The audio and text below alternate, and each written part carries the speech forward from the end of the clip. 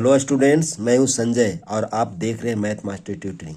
आज मैं class 12th का बोर्ड एग्जामिनेशन हुआ है। उसके लिए मैं कोड नंबर 65/5/2 सेट नंबर 2 है, इसका मैं सॉल्यूशन कर रहा हूं। आप लोग ज़रा ध्यान से देखेंगे और अपना आंसर को मिलाने की कोशिश करेंगे। फर्स्ट क्वेश्चन है आपका sine π/3 plus sine inverse half is equal to, एक ऑप्शन है A1, बी ऑप्शन है हाफ और सी ऑप्शन है 1/3 एंड डी ऑप्शन है 1/3। यानी यहाँ पर गिवन क्या है आपका sine π/3 plus sine inverse 1/2 is equal to, इसका वैल्यू फाइंड आउट करना है। तो हम लोग क्या करेंगे, इसमें ज़्यादा दिमाग नहीं लगाएंगे। π/3 साइन इनवर्स हाफ किसका वैल्यू होता है, हाफ होता है हम लोगों का π/6 का वैल्यू, यानी 30 डिग्री। तो लिखेंगे π/6। जब साइन π/3 प्लस π/6 जब ऐड करेंगे तो साइन π/2 होगा, यानी ये हो गया 60 डिग्री, ये हो गया 30 डिग्री, यानी 90 डिग्री। That means π/2। और साइन π/2 का वैल्यू क्या होता है 1। तो हम लोगों का कौन सा ऑप्शन सही है, ऑप्शन नंबर ए सही। 1 का ए आपका करेक्ट ऑप्शन है, जो 1 दिया हुआ है। सेकेंड क्वेश्चन में आपका दिया हुआ है let A is equal to 3 5। ये सेट ए दिया हुआ है जिसका एलिमेंट है 3 5। Then number of reflection on A is, reflexive जब होता है, जब 3 3 हो या 5 5 हो, तो हम उसको कहते हैं रिफ्लेक्सिव रिलेशन बोलते हैं। तो यहाँ पर obviously option A is correct होगा। जो ए ऑप्शन में आपका दिया हुआ है 2, ए करेक्ट होगा, क्योंकि एक 3 3 आएगा, एक 5 5 आएगा, और भी कुछ आ सकता है, लेकिन ये रिफ्लेक्सिव रिलेशन होता है हम लोग का। फिर क्वेश्चन नंबर 3 है आपका, दिया हुआ है इफ a इक्वल टू 1 0 2 1।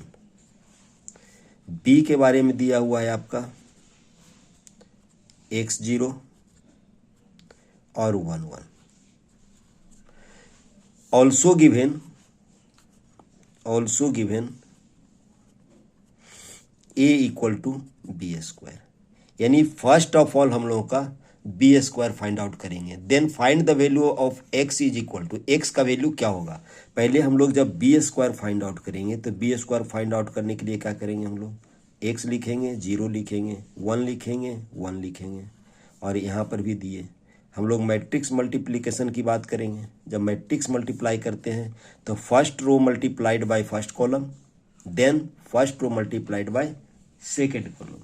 तो x² होगा, x multiplied by x, 0 multiplied by 1, x² ही होगा। x multiplied by 0 into 0 multiplied by 1, यानी डैट मीन्स 0 होगा। सेकेंड 0 हो गया ये। फिर 1 मल्टीप्लाइड बाई x, तो x होगा। फिर 1 मल्टीप्लाइड बाई 1, तो +1 होगा। 1 मल्टीप्लाइड बाई x, x हुआ, 1 मल्टीप्लाइड बाई 1, 1 हुआ। और यहाँ पर 1 मल्टीप्लाइड बाई 0 और 1 मल्टीप्लाइड बाई 1, 1 होगा।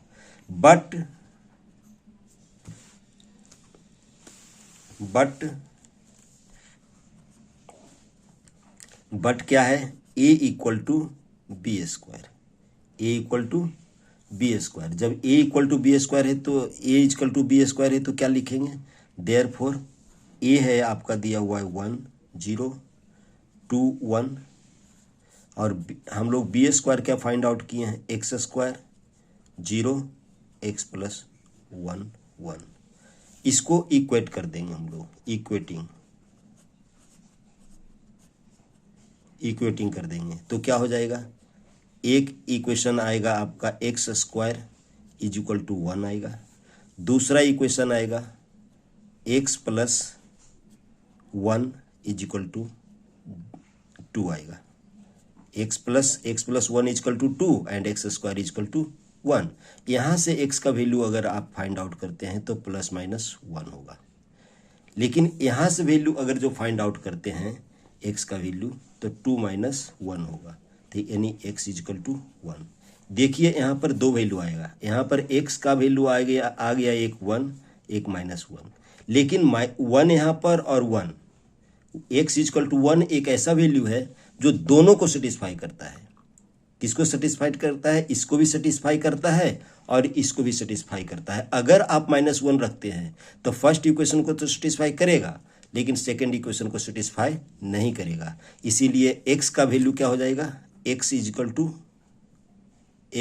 टू हो जाएगा only 1। x is equal to -1 may B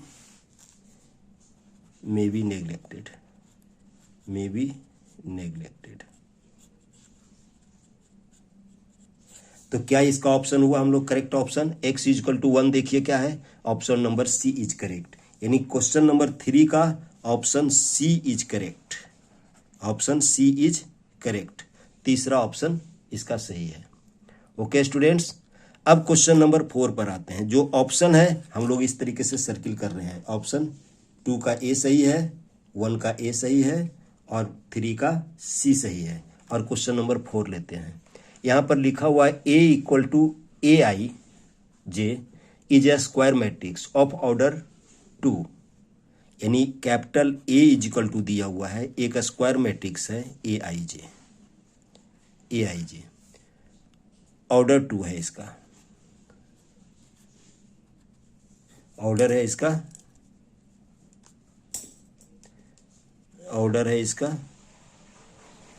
order है इसका 2, सच डेट लिखा हुआ है A I J is equal to 1 0। I is equal to अगर नॉट इक्वल टू जे है तो आएगा 1, और I is equal to J है तो आएगा 0।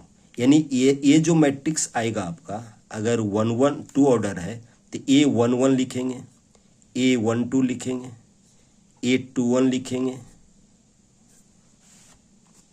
ए 1 1 लिखेंगे, 1 2 लिखेंगे, 2 1 लिखेंगे, ए 2 2 लिखेंगे।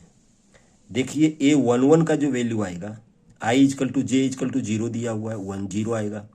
और ए 1 2 का जो वैल्यू आएगा, I is not equal to J, that means 1 आएगा।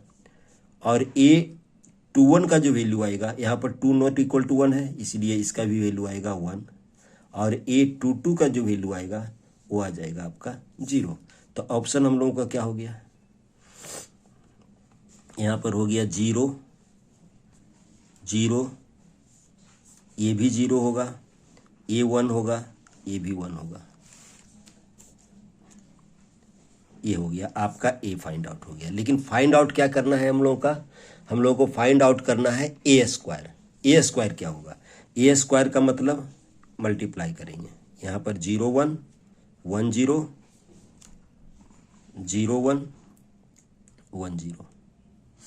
जब मल्टीप्लाई करेंगे तो क्या होगा ये आपका? देखिए पहला option 0 multiplied by 0, 1 multiplied by 1 1 होगा। ये देखिए 0 हो जाएगा, ये हो जाएगा आपका 1 0, ये हो जाएगा 1। यानी option A square is equal to 1 0 0 1। ये 1 0 0 1 option D is correct. Here option D is correct. Okay students, ये क्वेश्चन 4 हुआ, ये क्वेश्चन 4 हुआ। Now question number 5। Question number 5 है द डिटर्मिनेंट्स का वैल्यू फाइंड आउट करना है। इसमें तो बहुत टफ नहीं है आपका। डिटर्मिनेंट्स दिया हुआ 6 0 -1 2 1 4 1 1 3। इसका डिटर्मिनेंट्स का वैल्यू फाइंड आउट करना है। तो हम फर्स्ट रो के अलोंग इसको एक्सपेंड कर देते हैं। फर्स्ट रो के अलोंग एक्सपेंड करेंगे तो 6 होगा, ये कैंसिल, ये कैंसिल, तो 1 × 3 3 हो गया, -4 हो गया। फिर माइनस साइन लगाएंगे, 0 होगा, क्योंकि सेकंड ऑप्शन हम लोगों का क्या है? 0, तो 0 होगा। उसके बाद है आपका -1 ये कैंसिल, ये कैंसिल, तो 2 × 1 2 -1, तो क्या हो गया इसका value? 6 multiplied by -1 -2 × 1, that means -7। यानी कौन सा ऑप्शन करेक्ट है यहाँ पर? यहाँ पर डी ऑप्शन इज करेक्ट। 5 का D option is correct. Here D option is correct. अब क्वेश्चन नंबर हम लोग 6 लेते हैं। 6 में दिया हुआ है तुम्हारा कि the function F X is greatest integer function, यहाँ पर एफ एक्स इजकल टू दिया हुआ है greatest integer function X, where X denotes the greatest integer less than और equal to, greatest integer less than और equal to X is continuous at. जब यहाँ पर कंटिन्यूअस एट की जब बात किया हुआ है तो हम लोगों का क्या होता है, थ्योरम होता है कि हम लोगों का एक थ्योरम है, इसका थ्योरम है greatest integer x is continuous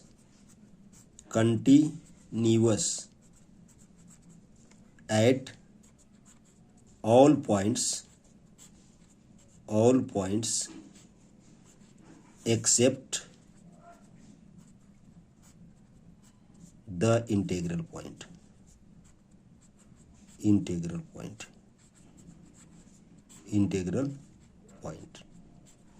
यानी ग्रेटेस्ट इंटीजर x जो होगा वो कंटिन्यूअस होता है। कहाँ पर कंटिन्यूअस होता है? सभी पॉइंट्स पर कंटिन्यूअस होता है, लेकिन इंटीग्रल पॉइंट पर कंटिन्यूअस नहीं होता है। यहां पर देखिए option x is equal to 1 integral point है, x is equal to 1 integral point है, आपका इंटीग्रल पॉइंट है। x इज इक्वल टू -2 भी इंटीग्रल पॉइंट है, x इज इक्वल टू -2 भी इंटीग्रल पॉइंट है, ये भी है, और x इज इक्वल टू 4 भी इंटीग्रल, ये तीनों इंटीग्रल पॉइंट दिया हुआ है। हम लोगों को non integral point x is equal to क्या हो जाएगा, x इजकल टू 1.5। इसका मतलब ये गिवन फंक्शंस जो होगा, जो कंटिन्यूअस होगा, वो होगा x इजकल टू 1.5 पर कंटिन्यूअस होगा, इसीलिए कि यही नॉन इंटीग्रल पॉइंट्स है। तो हम लोगों का ऑप्शन क्या होगा, option B is correct, B is correct. यानी x का वैल्यू क्या हो जाएगा, 1.5 होगा, 1.5 पर ये कंटिन्यूअस होगा, अदरवाइज डिसकंटिन्यूअस होगा, इसलिए option B is correct. Question number अब 7 देखिए, क्वेश्चन नंबर 7 देखिए, question number 7 the derivative of x to the power 2x। ये फंक्शन पर फंक्शन जब वेरिएबल्स रहता है, वेरिएबल पर जब वेरिएबल पावर रहता है तो इसको लॉगरिथम से हम लोग बनाते हैं। मैंने डेरिवेटिव्स किसका फाइंड आउट करना है, x is equal to x to the power 2x with respect to x। हम लोग इसमें सपोज कर लेंगे y is equal to x to the power 2x, therefore यहाँ पर क्या लेंगे, लॉग लेंगे हम लोग, लॉग y हो जाएगा, 2x लॉग x हो जाएगा। इसका जब डिफ्रेंसिएशन करेंगे तो 1/y dy upon dx is equal to 2 बाहर ले लेते हैं, इसका प्रोडक्ट रूल से करते हैं, x को u ले लेते हैं और log x को भी ले लेते हैं, तो x into differentiation of log x 1/x plus log x as usual लिखेंगे, x का डिफ्रेंसिएशन 1, देयरफॉर हो जाएगा ये log x। तो हम लोगों का dy अपॉन dx क्या हो गया, dy upon dx simple, y इधर चला गया, 2 हो गया, y का वैल्यू दे दिए हम लोग x to the power 2x दे दिए, और ये हो गया 1 प्लस log x। देखिए कौन सा ऑप्शन करेक्ट है आपका, ऑप्शन हम लोगों को लग रहा है ऑप्शन सी इज करेक्ट, यानी C is correct, option C is correct, इसी ऑप्शन करेक्ट है यहाँ पर। अब हम लोग देखते हैं क्वेश्चन नंबर 8,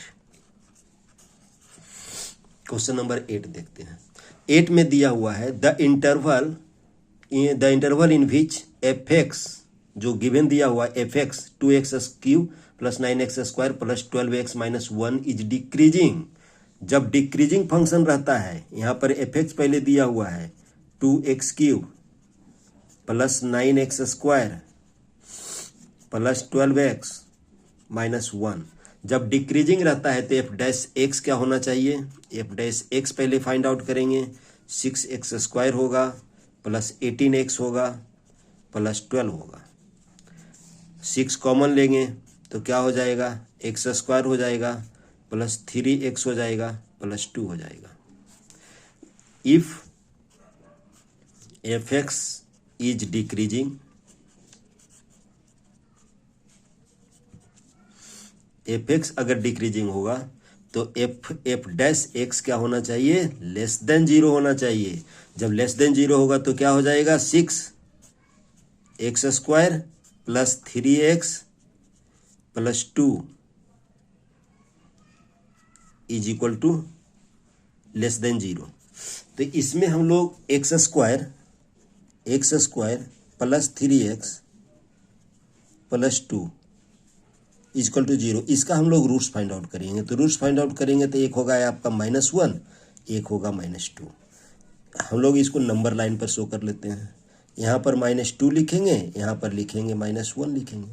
अब हम लोगों को क्वाड्रेटिक, जब क्वाड्रेटिक फॉर्मेट रहता है तो x² प्लस 3x प्लस 2 इसका जो वैल्यू होगा यहाँ पर पॉजिटिव होगा, यहाँ पर -∞ जाएगा, यहाँ पर +∞ जाएगा, यहाँ पर भी पॉजिटिव होगा। पॉजिटिव इसलिए होगा क्योंकि x² का कोफिशिएंट पॉजिटिव है, इसलिए पॉजिटिव होगा। और यहाँ पर अपोजिट साइन होता है, नेगेटिव होगा।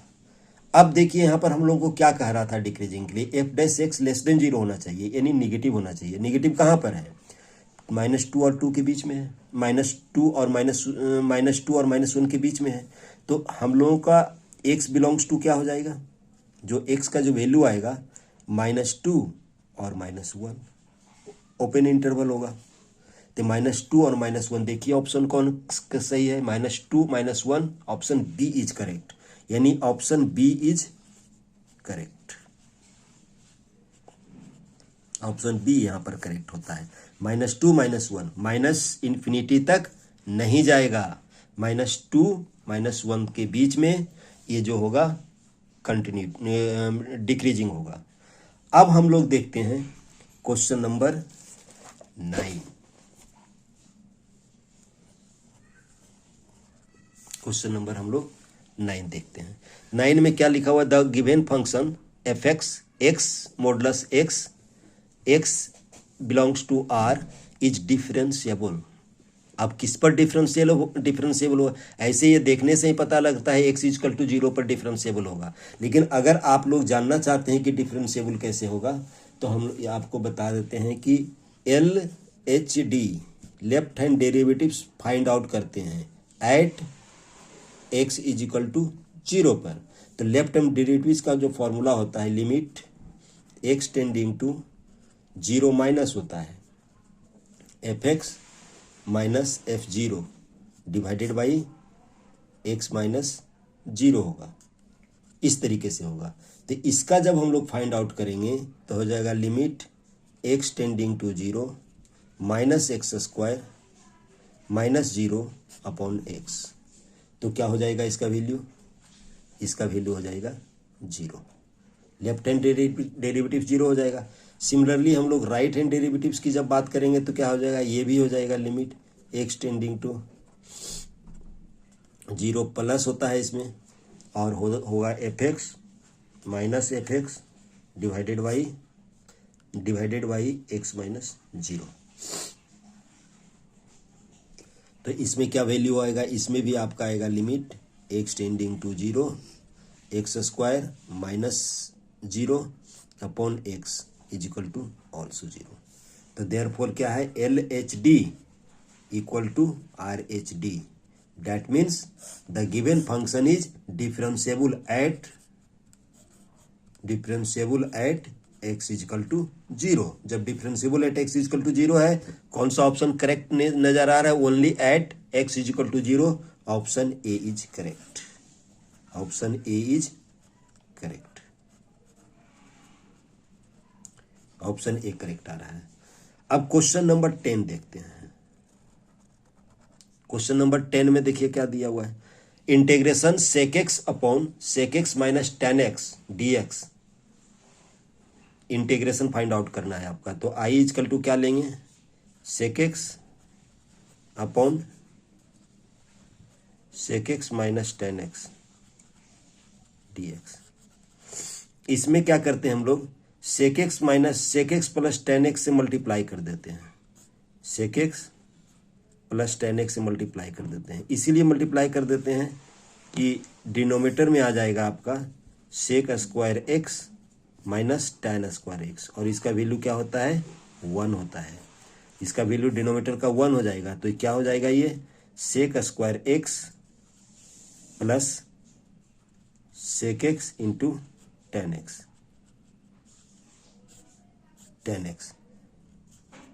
सेक एक्स का इंटीग्रेशन क्या होता है, सेक एक्स टेन एक्स होता है, और sec x into tan x का क्या होता है, सेक एक्स होता है, और प्लस सी तो लिखेंगे। देखिए कौन सा ऑप्शन करेक्ट दिख रहा है, sec x plus tan x plus c. Option B is correct, option B is correct,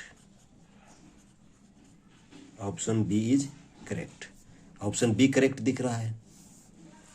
अब क्वेश्चन नंबर देखिए 11, अब क्वेश्चन नंबर 11 देख रहे हैं। 11 में भी इंटेग्रल है आपका, यहाँ पर वैल्यू दिया हुआ है आपका, value find out 0 to π/4 sin 2x dx का दिया हुआ। ये तो वेरी सिंपल है, आपका डिफिनिट इंटीग्रल का क्वेश्चन है। 0 π/4 हो गया। sin 2x का इंटीग्रेशन आप लोग अच्छी तरह से जानते होंगे। sin 2x का इंटीग्रेशन होता है cos 2x divided by 2, minus sine बाहर आएगा, और π/4 π/4 ऊपर आएगा और नीचे आएगा 0। हम लोग क्या लेंगे, माइनस हाफ बाहर आ गया, यहाँ पर cos π/4 रखेंगे तो π/2 हो जाएगा, माइनस cos 0 तो माइनस हाफ हो गया। cos π/2 का 0 होता है वैल्यू, इसका -1 होता है, और जब इसको सिंप्लीफाई करेंगे तो इसका वैल्यू हाफ होगा। हाफ देखिए कौन सा ऑप्शन सही है, option C is correct, option C is correct, option C is correct. अब क्वेश्चन नंबर हम लोग 12 लेते हैं। क्वेश्चन नंबर 12 में क्या दिया हुआ है, the sum of order and degree of the differential equation. Sum order और डिग्री का सम फाइंड आउट करने के लिए बोल रहा है। तो जब सम फाइंड आउट करने के लिए पहले ऑर्डर और डिग्री फाइंड आउट करें। गिवन क्या है आपका, d/dx, d/dx का होल क्यूब दिया हुआ है। इसको पहले सोल्व कर लेते हैं। इसको सोल्व करेंगे तो कैसे हो जाएगा, इसका डिफ्रेंसिएशन करेंगे तो 3d/dx होगा पर 2, और d/dx का जब डिफ्रेंसिएशन करेंगे d2/dx² होगा। हाईएस्ट ऑर्डर जो डेरिवेटिव्स होता है, जो हाईएस्ट ऑर्डर डेरिवेटिव्स होता है वो हम लोग को कहलाता है ऑर्डर। तो ऑर्डर यहाँ पर क्या हो गया, ऑर्डर इजकल टू 2 हो गया, क्योंकि highest order derivative d2/dx² d2 है। और डिग्री कितना हो गया आपका, हाईएस्ट ऑर्डर डेरिवेटिव्स का जो पावर होता है वो कहलाता है आपका डिग्री। तो d2/dx² का जो पावर है 1 है, इसीलिए डिग्री 1 हो गया। तो सम क्या हो गया आपका, यहाँ पर देखिए दिख नहीं रहा था, d/dx, इसका जब डिफ्रेंसिएशन करिए 3d/dx² हो गया, d2/dx²। हाईएस्ट ऑर्डर डेरिवेटिव्स यहाँ पर 2 है, इसीलिए ऑर्डर इसका 2 हुआ, और डिग्री इजकल टू 1 इसलिए हुआ क्योंकि हाईएस्ट ऑर्डर डेरिवेटिव्स का जो पावर होता है वो डिग्री कहलाता है। तो सम क्या हो गया, सम ऑफ ऑर्डर एंड डिग्री क्या हो जाएगा, 2 + 1 दैट मीन्स 3। ऑप्शन कौन सा करेक्ट हो गया आपका, ऑप्शन हो गया आपका here, option is B correct, यानी B is correct, option B is correct, option B correct है। अब क्वेश्चन नंबर हम लोग 13 लेते हैं। 13 में क्या दिया हुआ, 2 vectors a and B are collinear. जब कोलिनियर होगा तो इसका मतलब they are parallel to each other. जब पैरेलल टू ईच अदर होगा तो ए इजकल टू दिया हुआ है आपका a1i plus a2j plus a3 के, ये दिया हुआ है। और b इक्वल टू दिया हुआ है आपका, b इक्वल टू दिया हुआ है b1i plus b2j plus b3 के। जब ये दिया हुआ है तो जब पैरेलल का कंडीशन होता है a1/b1 is equal to a2/b2 is equal to c2/c3, यहाँ पर a3/c3 ये होगा, a3/b3, a1/b1, a2/b2, a3/b3। कौन सा ऑप्शन करेक्ट दिख रहा है, ऑप्शन बी इज करेक्ट, यानी B is correct, B is correct दिख रहा है। अब देखिए क्वेश्चन नंबर 14 की बात कर रहा है। यहाँ पर 14 में क्या दिया हुआ है, a unit vector a makes equal but acute angle on the coordinate axis. Equal है लेकिन एक्यूट एंगल है। तो जब इक्वल और एक्यूट एंगल की जब बात कर रहा है, देखिए यहाँ पर दिया हुआ है आपका a unit vector a makes equal angle but acute angle on the coordinate. अगर इक्वल एंगल और एक्यूट एंगल है, इक्वल है, एक जो यूनिट वेक्टर्स आपका गिवन ए है, यूनिट वेक्टर्स है, इक्वल एंगल फॉर्म करता है कोऑर्डिनेट एक्सिस से, तो ये इसका ये होता है 1/√3 i प्लस जे प्लस के। ये होता है हम लोग का unit vector makes an angle alpha equal from coordinate axis. हम लोगों का आई प्लस जे प्लस के /√3 होता है। और बी दिया हुआ है आपका 5i प्लस 7j। यहाँ पर है b = 5i plus 7j minus के। हम लोगों को फाइंड आउट करना है projection of vector A on B, यानी प्रोजेक्शन ऑफ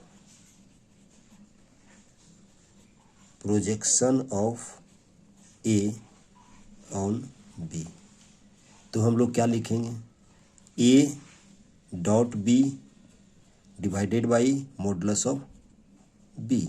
तो modulus of A dot B की इसका जब डॉट प्रोडक्ट निकालेंगे तो क्या हो जाएगा, 5 + 7 - 1 डिवाइडेड बाई √3। और इसका अगर जो हम लोग मॉडुलस निकालेंगे तो क्या हो जाएगा, 25 + 49 + 1, तो ये हो जाएगा 75 हो जाएगा। तो इसका ये क्या हो जाएगा हम लोग का, ये क्या हो जाएगा, 5 + 7 - 1 11 हो जाएगा अपॉन √3 हो जाएगा। और इसका हो जाएगा 5√3, तो क्या हो जाएगा आपका 11/15। 11/15 ऑप्शन देखिए क्या है, 11/15 option number A is correct. Option number A is correct. Question number अब 15 देखिए, क्वेश्चन नंबर 15 है। क्वेश्चन नंबर 15 में the angle between two lines दिया हुआ है आपका 2x = 3y = -z। इसको हम लोग लिख सकते हैं x/3 = 3/2 3y/2 = z/-6, यानी हम लोग 6 से डिवाइड कर दिए इसको। हम लोग यहाँ पर 2x = 3y = -z है, इसको हम लोग 6 से डिवाइड किए तो x/3 हो जाएगा, y/2 हो जाएगा, z/-6 इस फॉर्मेट में ले आ रहे हैं। दूसरा जो इक्वेशन दिया हुआ है आपका दिया हुआ है 6x = -y = -4z। इसको हम लोग 12 से डिवाइड करेंगे तो क्या हो जाएगा, x/2 हो जाएगा, y/-12 हो जाएगा, और z/ कितना हो जाएगा, z/ हो जाएगा -3 हो जाएगा। अब हम लोग क्या करेंगे, हम लोग को अगर two lines are perpendicular to each other होता है तो a1 a2 होता है प्लस b1 b2 होता है प्लस c1 c2 होता है। इसको हम लोग c1 c2 इसको फाइंड आउट कर लेंगे। तो a1 इसको माने b1 c1, a2 b2 c2, तो क्या हो जाएगा 3 × 2 -24 -+18 = 0। अगर ये 0 होता है तो then two lines are perpendicular to each other, therefore कितना हो जाएगा, लाइन्स ए मैंने टू लाइन्स आर परपेंडिकुलर, तो थीटा = क्या हो जाएगा आपका 90 डिग्री। यानी ऑप्शन कौन सा करेक्ट है, option D is correct. Option D is correct हो रहा है, ऑप्शन डी करेक्ट हो गया। क्वेश्चन नंबर हम लोग अब 16 करते हैं। 16 में क्या दिया हुआ है, ये तो बहुत सिंपल है। If a line makes an angle 90 degree 135 degree cos 45 degree with x/z axes respectively, then direction cosines हो जाएगा, डायरेक्शन कोसाइंस = होता है cos 90 डिग्री होगा, cos 135 डिग्री होगा और cos 45 डिग्री होगा। कॉस 90 डिग्री का वैल्यू 0, कॉस 135 डिग्री का वैल्यू -1/√2 और कॉस 45 डिग्री 1/√2। हम लोग का कौन सा ऑप्शन करेक्ट दिख रहा है? 0 -1/√2 1/√2। That means option A is correct, is correct. Option A correct है हम लोग का, ऑप्शन ए इज करेक्ट। अब क्वेश्चन नंबर हम लोग 17 लेते हैं। 17 में क्या लिखा हुआ है? If for any two events A and B, P A दिया हुआ है आपका, पी ए दिया हुआ है आपका 4/5, पी ए इंटरसेक्शन बी दिया हुआ है आपका 7/10। तो हम लोगों को निकालना है कंडीशनल प्रोबेबिलिटी B/A, और B/A का क्या फॉर्मूला होता है? P B intersection A divided by PA, और B इंटरसेक्शन A क्या दिया हुआ है आपका? 7/10, और डिवाइडेड बाई हो जाएगा 4/5। तो ये क्या हो जाएगा? 7/10 इंटू 5/4। तो ये कैंसिल होकर के 5 2 जा 10, यानी 7/8। 7/8 कौन सा ऑप्शन सही दिख रहा है आपका? Option number C is correct, C is correct दिख रहा है। Option C is correct. अब क्वेश्चन नंबर हम लोग 18 करते हैं। इसमें गिवन है आपका if A and B are independent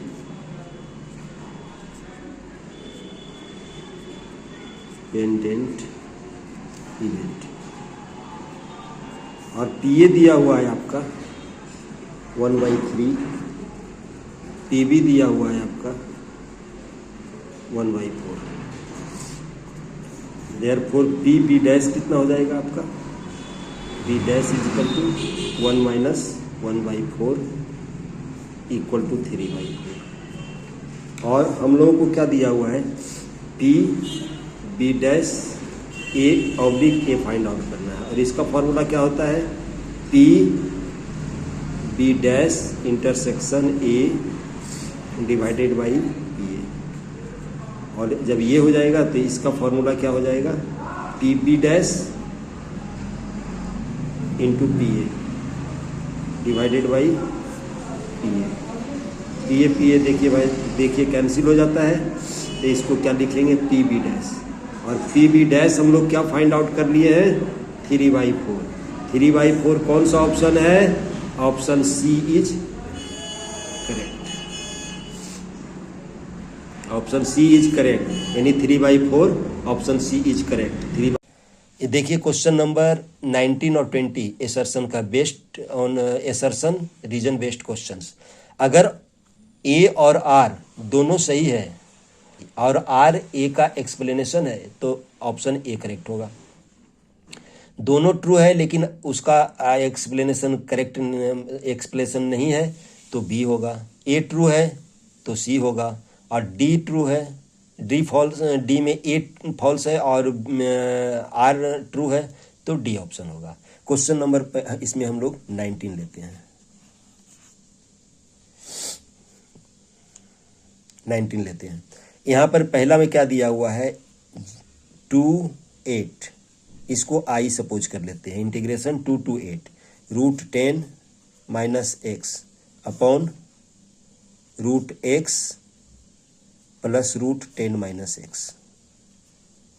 हम लोग इसका प्रॉपर्टी यूज करते हैं, ये प्रॉपर्टी यूज करते हैं। देखिए यहाँ पर a to b है fx है, a to b है fx है, dx है। इसको हम लोग यूज कर रहे हैं, a to b ही लेंगे, f a plus b minus x dx, इसका यूज करने के लिए जा रहे हैं। तो इसका जब यूज करेंगे तो i क्या हो जाएगा आपका? 2 to 8 हो जाएगा, ये √x रह जाएगा, ये √10 - x हो जाएगा, और ये प्लस हो जाएगा √x हो जाएगा dx। और इक्वेशन 1 और इक्वेशन 2 को ऐसा क्वेश्चन में हम लोग क्या करते हैं? ऐड कर देते हैं। तो 2i क्या हो जाएगा आपका? 2 to 8 ऐड करेंगे तो देखिए कैंसिल हो जाएगा, √x plus √10 - x divided by √10 minus x plus √x dx। ये दोनों कैंसिल होगा तो क्या बच जाएगा आपका 2 to 8 dx, यानी इसका वैल्यू आ जाएगा 8 माइनस 2, क्योंकि ये dx का इंटीग्रेशन x होता है, यानी हो जाएगा 6। देयरफॉर i क्या हो गया आपका, i हो गया 3। इसका मतलब ये करेक्ट है, हम लोगों का जो गिवन एसर्शंस है a इज करेक्ट, क्योंकि इसका वैल्यू 3 दिया हुआ है, ये करेक्ट है, माने a is correct. I explanation जो फॉर्मूला लिखे हैं हम लोग, जो फॉर्मूला हम लोग यूज किए हैं इसका, वही इसका रीजन है। इसका मतलब रीजन भी सही है आपका, और मैंने ए भी सही है, आर भी सही है, और उसका करेक्ट एक्सप्लेनेशन भी है। तो कौन सा ऑप्शन करेक्ट होगा, option A is correct, option A is correct, option A correct होगा इसका। ओके स्टूडेंट्स, अब एक लास्ट क्वेश्चन इसका आज बना रहे हैं, अभी बना रहे हैं हम लोग, फिर दूसरा पार्ट में और दूसरा लेंगे। एमसीक्यू पहले कर लिए हम लोग, उसके बाद क्वेश्चन नंबर 20 ले रहे हैं, लास्ट क्वेश्चन आज का ले रहे हैं। उसके बाद अगला जो क्वेश्चन आएगा अगला पार्ट में बनाएंगे, क्योंकि एक पार्ट में पॉसिबल नहीं हो पा रहा है। कहता है 2 coins are tossed simultaneously, the probability of getting 2 heads if it is known that at least one head comes up is 1/3। यहाँ पर हम लोग इस तरीके से लेते हैं इसको, यहाँ पर पहले सैंपल स्पेस फाइंड आउट कर लेते हैं। 2 कॉइन अगर जो टॉस्ट होता है तो HH आता है, एक TT आता है, एक HT आता है, एक TH आता है, इस तरीके से आया। तो हम लोगों को E1 को सपोज कर लेते हैं, E1 को सपोज कर लेते हैं। E1 हम लोगों का दिया हुआ है, the probability of getting 2 heads. E को हम लोग ई को नहीं, हम लोग ई को सपोज कर लेते हैं, the probability of getting 2 heads, getting 2 heads, getting 2 heads, that means क्या हो जाएगा, HH आएगा ओनली, और कोई नहीं आएगा इसमें। F को सपोज कर लेते हैं हम लोग, getting at least 1 head, getting at least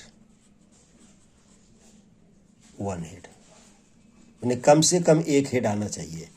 कम से कम एक हेड आएगा तो HH भी आएगा, HT आएगा और TH आएगा, बस सिर्फ TT छूटेगा। तो यहाँ पर E इंटरसेक्शन F क्या है आपका दिया हुआ, E इंटरसेक्शन F क्या आ जाएगा आपका, कॉमन इसमें ओनली HH है, HH आएगा। तो यहाँ पर N या लिख सकते हैं P, E इंटरसेक्शन F क्या हो जाएगा आपका 1/4, और PF कितना हो जाएगा आपका, सॉरी PE कितना हो जाएगा,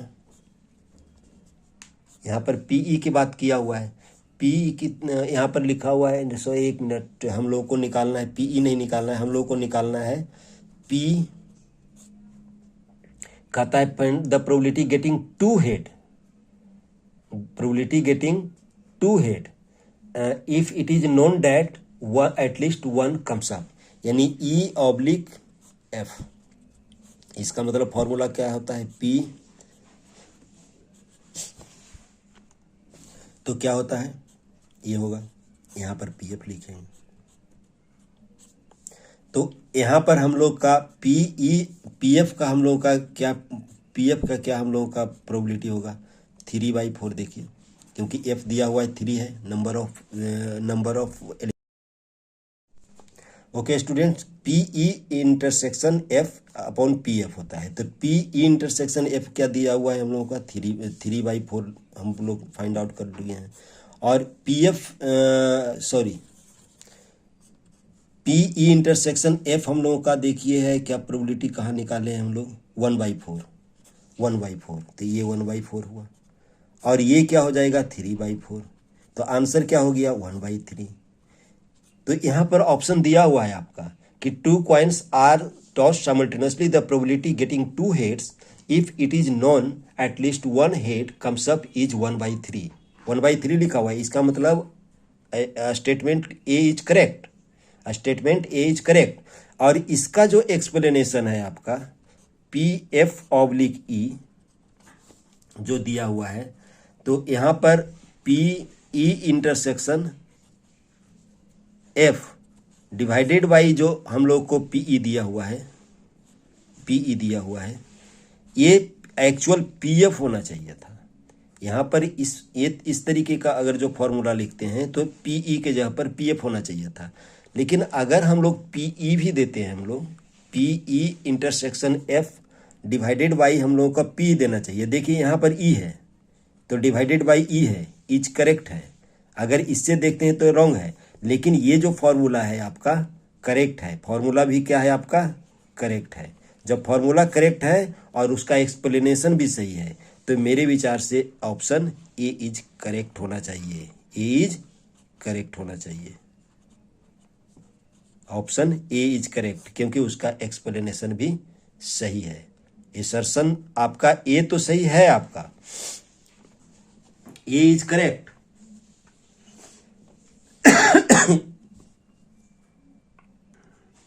ए इज करेक्ट क्योंकि ऑप्शन भी आपका सही है, असर्शन भी सही है, रीजन भी सही है और एक्सप्लेनेशन भी करेक्ट है। So that option A is correct. अब नेक्स्ट क्वेश्चन के लिए हम लोग अगले वीडियो में करते हैं। अगला वीडियो जल्द ही मैं कोशिश करूंगा जल्दी बनाने के लिए, अगले वीडियो में। अगर आप पूरा क्वेश्चन देखना चाहते हैं तो डिस्क्रिप्शन बॉक्स में मैं क्वेश्चन पूरा दे रहा हूँ, आप चेक कर लेंगे। ओके स्टूडेंट्स, अब नेक्स्ट वीडियो में हम अगला क्वेश्चन करते हैं। Thank you, subscribe it.